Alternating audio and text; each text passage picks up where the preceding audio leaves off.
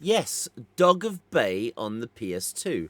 This is a game that is a Japanese exclusive, but recently, thanks to a fan translation team, we can now enjoy this in full English. It's basically what happened if you saw the concept of Cats, the musical, and decided to make a video game about it, but with dogs. Well, today you're going to see exactly the uniqueness of this game and its entirety, really so. And also, I'm very much ready for half of you guys in the comments going just, LOL, furries. Still, let's check out this very unique game that stayed in Japan, but is a really interesting rhythm-based game. So what exactly is Dog of Bay? It is a Japanese exclusive rhythm-based game with anthropomorphic dogs in a universe that basically is similar to the musical Cats.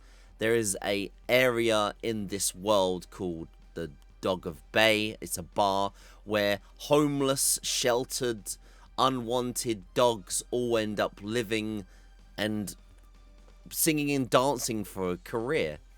But this game is special because this is a fan translated game thanks to the people over at HillTop Works. And it is with their work today that I was able to enjoy this game with an English translation patch.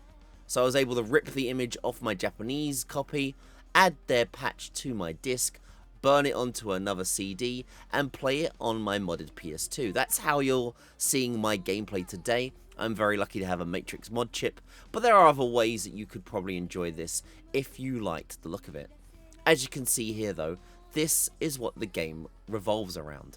Multiple characters all having their own backstory, and you get to learn little tidbits of their story.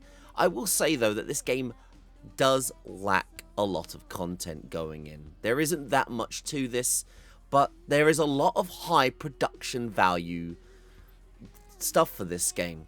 You've got a very launch window title game. This game came out in 2000 of December, which is only about a year's lifespan for the PS2. With this, there is motion capture that they used, but also highly prolific Japanese voice actors that do singing roles in this game. Some really good notable voice actors that you may know yourself. And today, this is what I'm going to show you. A beautiful hidden gem, very unique, and why sometimes the PS2 library really does show some fantastic content that otherwise may have been missed if it wasn't for the lovely work that fan translators do. I've explained this a few times along the way. This is the first Japanese exclusive game I'm really showing you a review video about. I am a PAL collector. I'm trying to go for a full PAL set. PAL being these binders that you may know.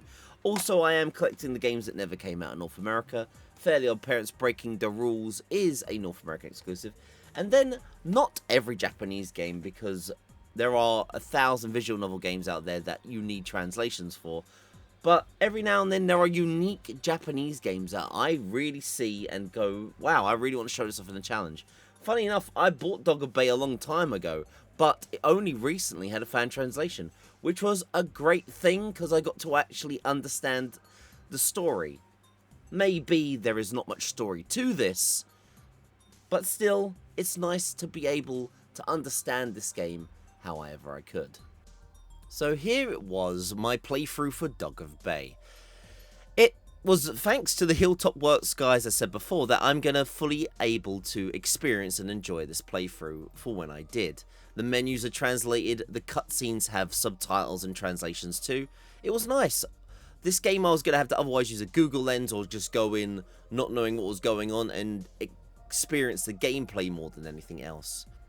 I said earlier on though that Dog of Bay is a rhythm game, and it has a very unique way about how the rhythm game aspect works. And I'll show you how they do so in this video, and also other things about it as well. There are two difficulty modes on this game. There is only easy and hard. with those two difficulty options on the menu, I may regret my choices later on, but since there is only easy and hard, and I don't know anything about this game in particular, I thought, why not? Let's just slap on hard mode and truly get in with this game and see what we've got. Now, upon starting the game, you are thrown into, luckily, a tutorial of how to play the game. And here is the exact format that the game uses. There are only 4 buttons you need to play this game with. Up and down on the D-pad for the blue and green gem, triangle and X for the red and yellow gems. As it says here, you can see when it flashes is when you're meant to hit the button and trigger it at the right time. But still, the presentation I do think is a little bit confusing. When the notes come falling into the heart, that's not when you have to press the button. Instead, as you start seeing the notes fall in, they then start moving along, and then you need to press the right corresponding buttons to go with the beat of the game. It doesn't look confusing, maybe to some, but really, when you do just look at this without any other idea of the controls or buttons or any formations of this game, you really will be at a loss of why and how this works out as a rhythm game. But as said, luckily they do open up straight away with their version of their tutorial and how you're meant to play the game. And just go with the flow of it. This is exactly what they want you to do, how they want you to play, and how they want you to dance and get through the game of Dog of Bay. It was funny though, while I was playing this, people would tune in and go, how and what are you doing in this game? Because there isn't any buttons, there's nothing really going on. Usually a DDR game or a dancing game has up, down, left, right constantly on the screen.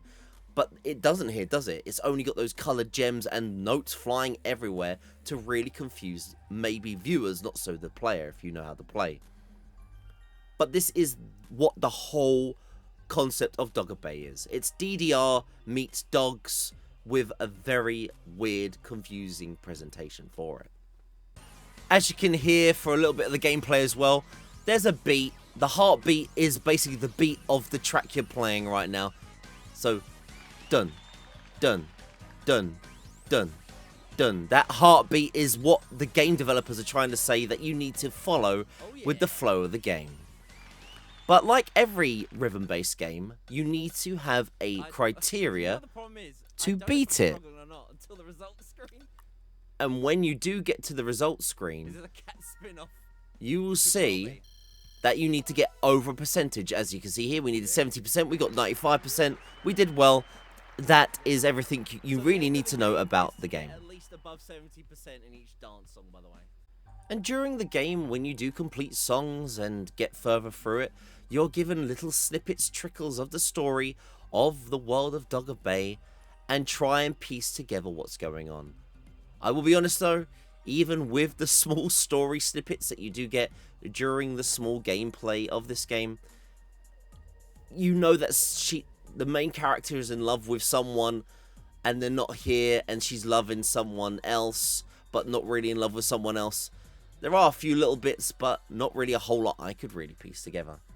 And once you do beat a character, then you go to the next section of characters or the next section of story. We beat the tutorial level, and now we get to choose between 5 other characters and play their song, their dance number. Everyone has a unique song and dance number, and that was the great thing about it. Also, going back on what I said earlier, there are an amazing cast of voice actors, vocalists in this game. I don't know many of them. The only one that really stood out to me was a really big name, actually, which was Hironobu Kageyama, who plays Johnny. And if you don't know who that legendary voice actor is or vocalist, well, let me just let you in on a little secret. He's that dude that sings the Dragon Ball Z infamous intro song, Cha-La, Head Cha-La. And he does also nail his role in Dog of Bay 2. These vocalists don't mess around though while they're working on the game. They put their heart, their soul, their talent into the songs they worked on. and you feel yourself bopping to it while learning and experiencing the game and its gameplay. You just go with it, and I was absorbed into it. I love a good song soundtrack anyway, and these vocalists pour their talent into it. Every moment, every minute, even if it's a short-lived experience, felt good. And thanks to this, it was a great time. Every song had a different vibe and a different feel to it as well. This song in particular, I felt like I was listening to a Saturday morning kids TV introduction show, and that's what is important, isn't it? Variety. It keeps you enjoying it, keeps you bopping to it, and it's great that each vocalist has their own different vibe to each song they were given. The tempo changes on every song as well, even with the old dog here, with his jazzy vibes. You feel it. It's good, slow, catchy, beaty, and that great sway swagger that even this old man was pulling off to make you enjoy the game. And you can't have a world of anthropomorphic animals without, obviously, some lovely ladies to confuse some people while they are singing and dancing. And they too also have their own cozy or chill vibes while singing their songs and dancing for your eyes and ears. That's honestly what you should be doing with this game. Just go in and enjoy it as a music game. If you really want to check it out yourself, there's no point judging it. It's just a game with its own version of concept of characters, and go with the flow of it. Yes, like I said at the beginning, some people will go LOL furries, and you know, there's a meme culture for that, but it's got a good charm to it, and it's good for what it is. And if you love your retro achievements, there is a retro achievement set for this game, so you can truly show everyone in the world that you love Dog of Bay, and even perfect and get every achievement in this game if you so see fit. And as the game goes on, some of the characters get together and do some double acts that you can hear and experience for yourself if you wish, and enjoy some extra unique numbers that the game and the composers decided to put together for your eyes and ears. Which eventually, after all those songs, you get to the final song. There aren't that many unique numbers in this game, I did warn you earlier. 46 minutes in, I was already at the final number. And as I said earlier, I had been playing this game on the hardest difficulty, and it actually wasn't that bad.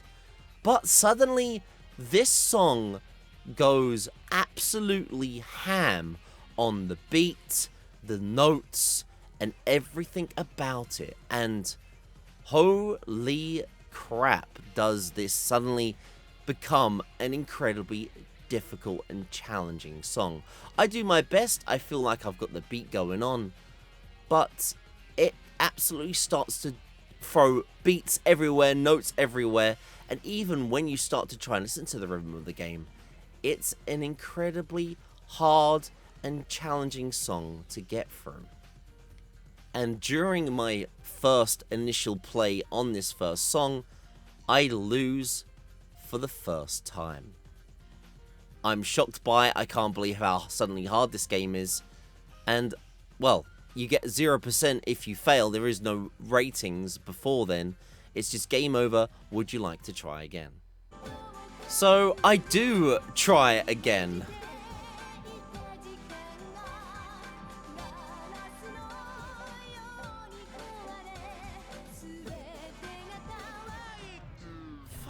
Man, that bit in the middle is rough. And I try again.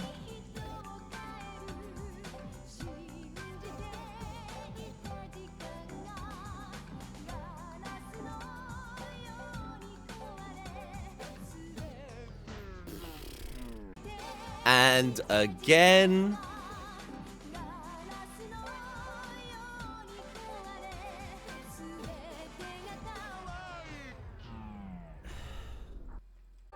And for over an hour on hard difficulty, I struggle. I can't get past this song. I try and try and try. I don't like to load the difficulty straight away. But this was a wall of a song that no matter how much I learnt the beat, no matter how much I tried, there was a part where I just couldn't get the rhythm and I kept losing. It was really, really disheartening. That bit, there are far too many notes on that bit. So after losing so many It's that bit there times, that it's just right.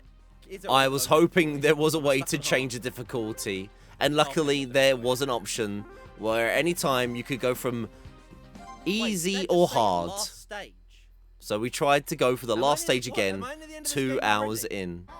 And with our new skill level decreased, I gave it another go. Still incredibly hard for easy though. And I gave it a go. I kept going, dancing, singing, hoping that I'd finally passed the final stage. Oh my. Oh. And with that, I did. You all know I left. I triggered I guess I the did beat ending it. of the game. The game wraps up very quickly, very romantically. These two companions finally find love again, hug it out, and realize that they both have feelings for one another. And with that, the Dog of Bay was beaten. There really isn't much more to this game. And I couldn't believe it. It was such a shame that this was such a short game, but as I started thinking about it more, I think the reason that this game was so short was that the budget was, the production values of it. They are all unique songs. There are no remasters, no remixes, no songs that you know and love that have just been vocalized for another game. They are all completely unique, composed soundtracks, motion captured with different motion capture artists, and sung by key and important vocalists of its time, even vocalists of today, all working hard on this title. I really did enjoy this though, but before stopping my timers, someone did tell me that if you play through the game multiple times, you can unlock extra content during your playthrough. So I went through the game with one more loop. Nothing sadly changes. There is a cheat mode you can turn on, and as you can see here, I unlocked one of the cheats, which is big head mode. So if you want to see your characters with big, fat, goofy heads, it's an extra addition you can turn on while doing your second game loop. There is also big upper torso mode you can turn on as well, if you really, really want to freak yourself out and see the characters with an overly sized upper body while they do their singing and dancing over again for you. Be prepared though, there are some weird cursed moments if you do turn this on, and it really does make some of the dance numbers look really weird and freaky for that to be a thing. And I went through another loop, got the ending again, where you get the end question mark. Maybe they wanted to do a sequel for this game, I don't know.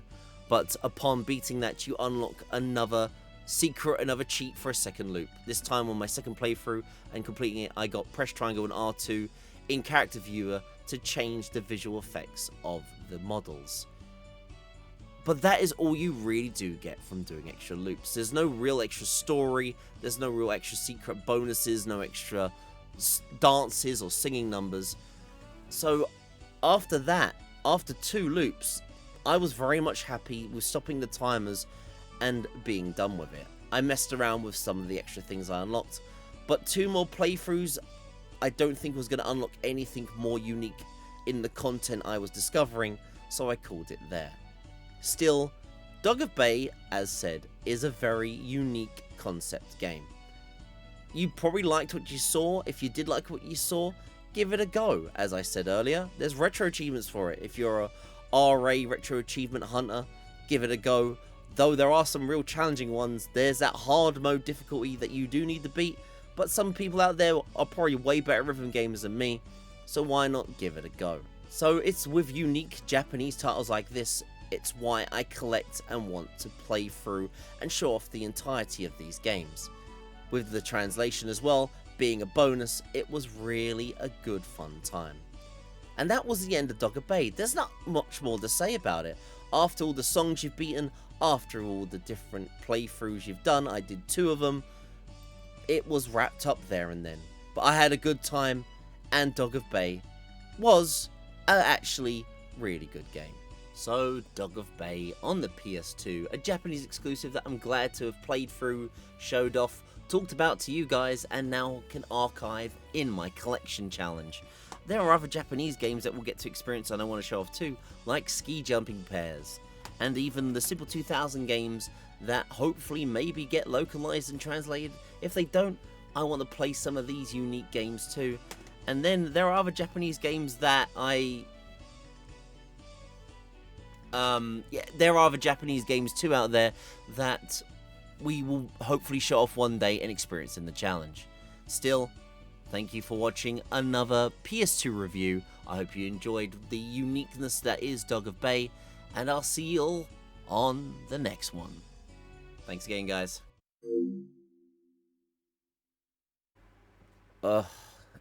It had to be one of the hottest weeks in the UK when I decided to record this frickin' video as well. The things you do for content.